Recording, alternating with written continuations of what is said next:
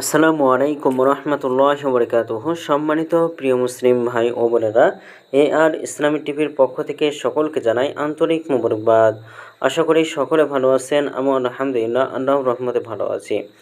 আজকে আপনাদের মাঝে আলোচনা করব মসজিদে নববীর যে অংশ জান্নাতের বাগান হবে।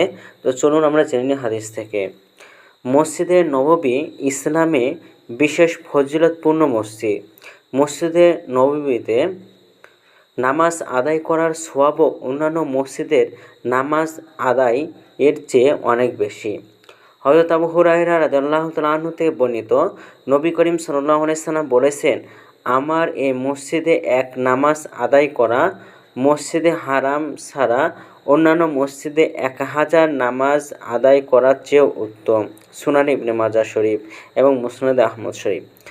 মসজিদে নববীর একটি অংশকে হাদিসে রওজাতুম মিন রিয়াজুল জান্নাহ বা জান্নাতের অন্যতম উদ্যান বলা হয়েছে। এই অংশটি মসজিদে নববীর সবচেয়ে ফজিলতপূর্ণ স্থান। নবী করিম সাল্লাল্লাহু আলাইহি ওয়াসাল্লাম বলেছেন, আমার ঘর বর্তমানে যে জায়গায় নবীজি সাল্লাল্লাহু আলাইহি সাল্লামের কবর এবং মেম্বারের মাঝের জায়গা জান্নাতের বাগানগুলোর একটি, আর আমার মেম্বার আমার হাউজের ওপর অবস্থিত। সহিহ বুখারী এবং সহিহ মুসলিম শরীফ। নবীজি সাল্লাল্লাহু আলাইহি সাল্লাম এই জায়গায় নামাজ পড়তে বিশেষভাবে আগ্রহী ছিলেন।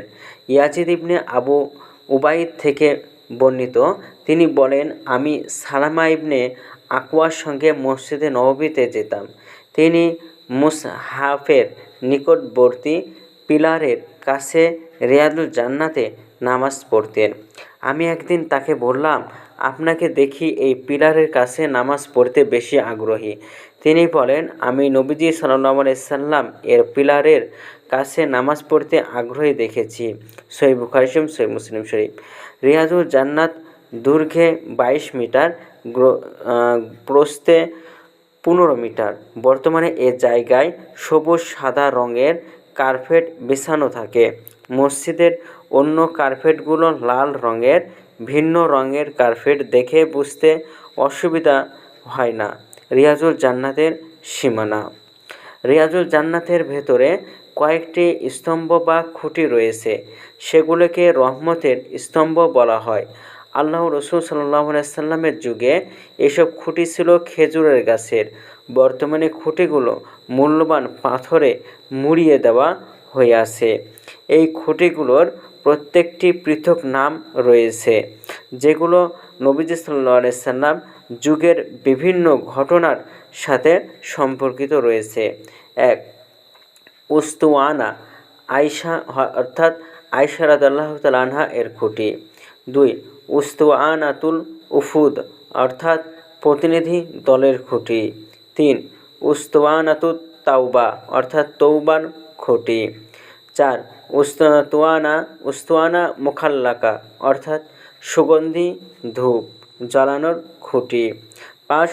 উস্তুয়ানাতুস শারীর অর্থাৎ খাটের সঙ্গে লাগোয়া খুঁটি।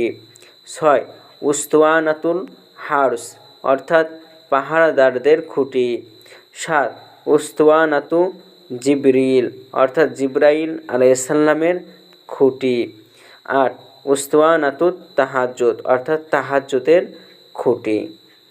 হজ বা উমরাহর সফরে গেলে মদিনায় যাওয়া, মসজিদে নববী এবং নবীজি সাল্লাল্লাহু আলাইহি সাল্লামের কবর জিয়ারত করা, নবীজি সাল্লাল্লাহু আলাইহি সাল্লামকে সালাম দেওয়া গুরুত্বপূর্ণ সুন্নত আমল।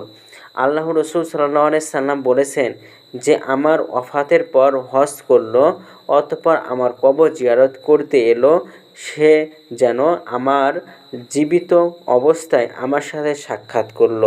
সুনানে বাইহাকী শরীফ।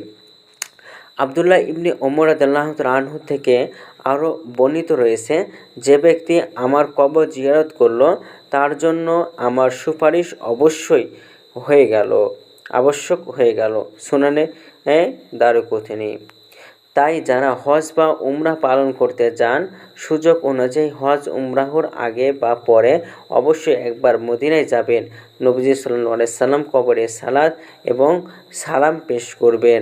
চেষ্টা করবেন আল্লাহর রসুল সাল্লাল্লাহু আলাইহি সাল্লামকে অনুসরণে রিয়াজুল জান্নাত বা জান্নাতের উদ্যানে 2 রাকাত হলেও নামাজ পড়ার, আল্লাহর কাছে দোয়া করার, আল্লাহ আমাদের সকলকে এই হজ এবং উমরা এবং সাথে সাথে রাসূলুল্লাহ সাল্লাল্লাহু আলাইহি ওয়াসাল্লামের কবর জিয়ারত এবং রিয়াজুল জান্নাতে নামাজ পড়ার তৌফিক দান করুন, আমিন।